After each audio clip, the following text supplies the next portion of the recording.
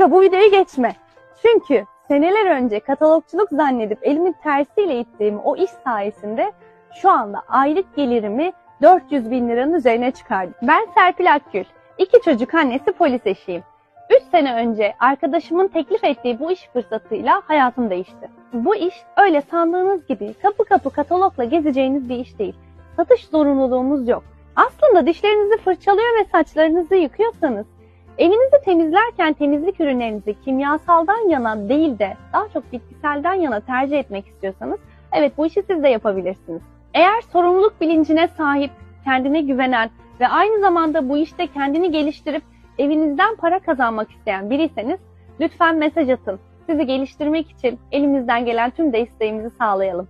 Aslında hayat seçimlerimizden ibarettir. Ya daha iyiye gideceksin ya da daha kötüye. Ama aynı kalmayacaksın. Peki ya hangisi olacak?